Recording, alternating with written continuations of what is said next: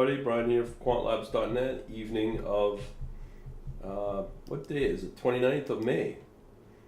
U.S. is shut down for the U.S. Memorial Weekend. So it's been pretty quiet on the trading front. Okay, couple of things. I'm going to pull up my screen here, do a new share.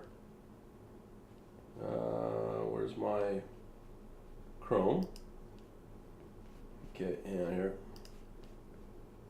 Can you guys see my browser okay? You guys see my browser okay? Okay, so what I'm gonna do, a couple things we're gonna talk about, just foreign exchange, for one foreign exchange item and one potential opportunity. Alrighty, first thing, Dubai. I just wanted to ask your opinion on this. I don't know if you know the MSCI World Index. They've selected 9 UAE stocks. I could put this in the chat box if you guys are interested.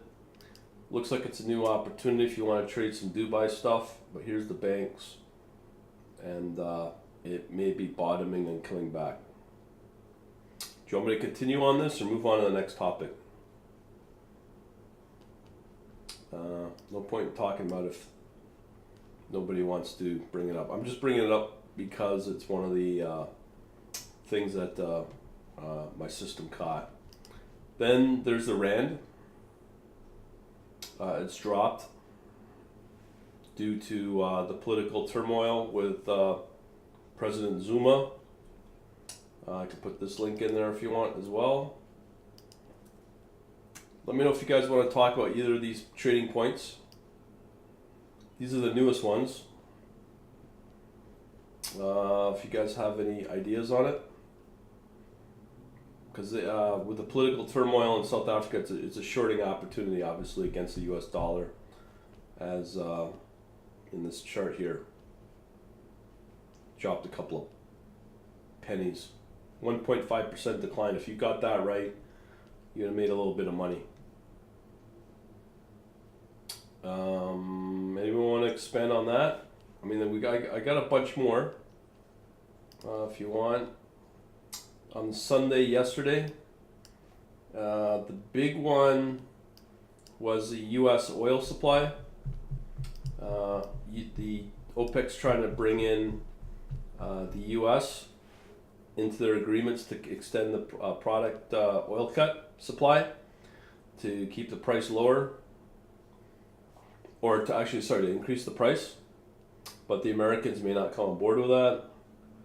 That was the big thing yesterday, but I've been talking about that for a while. So, anybody want to have any ideas at all, or trading ideas? No, it's just 3 of us. No? Okay. Let me ask you this, Isaac. How's your server going? Just so you know, Elaine, we have Isaac, who's building his own custom server, and I think he's got some Linux issues. I'm not sure if you got the message on Facebook. There's a guy who's fairly knows Linux pretty good, Isaac. He may be able to help you out. He's quite good, actually.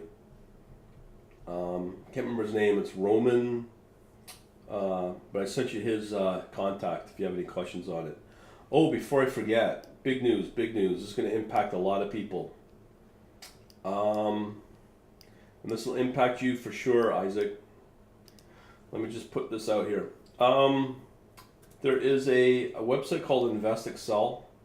Last Thursday, I started having problems with my Yahoo charting, and I found out through them the Excel stock screener. The big news, which Yahoo Finance just did last week. Let me just show this. Happened on the 20th.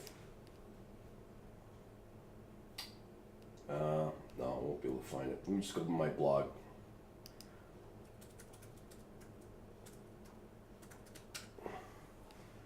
Okay, last week, there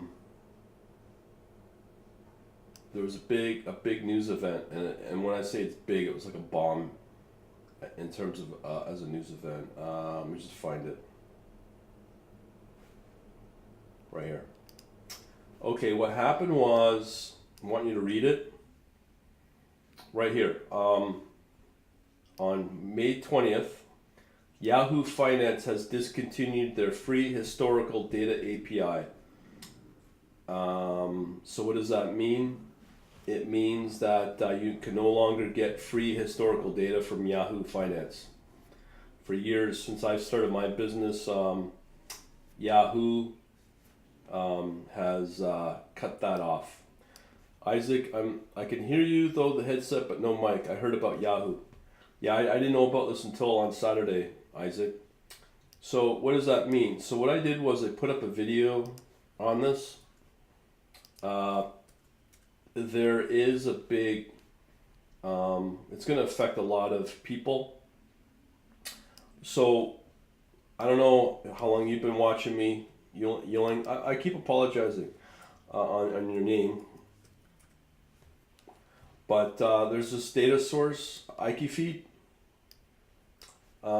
which if you want, I can put the link in there. It's a paid source. They've made it a lot better now. It's much cheaper. So, for instance, if you just want purely Forex data, it's $30 a month US. Basic US stock, $78. Options and futures and future options, $20 a month. That's very cheap for data, and that's live data, historical and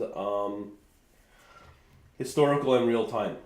So that's a pretty decent option and affordable, and at the same time, what was I going to say? With that in mind, it's a reliable source too, because you could go in and request as much as you want where it's unlimited because you're paying for it. And I've done enough testing with it. I'm pretty comfortable with it. So we have a problem. This is gonna be a problem for you, Isaac. It's a problem for me. So I'm gonna be having to go back to Windows just for the data. I don't really have a decent, reliable source outside if you have a broker. So I don't.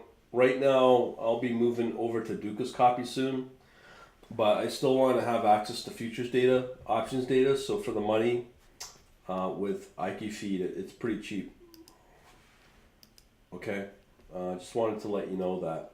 But here's the problem: when you come into IKeyFeed, they have supposed support for. Let me just see where you need to go. For the for the client software services. It's somewhere in here. There's a Windows client and a Mac client. The Mac client's not very reliable, I find. So as a result, I'm gonna have to go back to Windows because of this. So what's happening is I'm downloading right now a free version of Windows 10 and build a new virtual machine with Windows running Excel and downloading IKeyFeed. And then in my virtual machine, I'll have a shared folder that my Mac or my Linux will get access to because it's a virtual machine. So I'm just letting you know that's probably what I'm going to have to resort to. I was hoping not to, but the Mac version's kind of really wonky. I should still keep trying for the Linux server. I agree. In your case, Isaac, you already have access to Interactive Broker, so you're okay there. But you should have access to all the futures and options data. In my case, I don't, so I'm just gonna have to use Windows with the IKeyFeed, and that's pretty well at my end. And if you guys got questions at all, anybody? It's a pretty short session tonight. Um, how's your server going, Isaac? You tried Ubuntu help, not good. What's the general? You can't still. So when you say you can't get in, is it because of the account that you set up, or the root? Which, because there's only going to be two accounts. You can't do root sudo. You act. Oh, he just dropped off. You know, I'm gonna stop the recording, so we could talk freely now. Hang on. So you don't have a mic, right, Isaac? Hang on here. Give me a sec.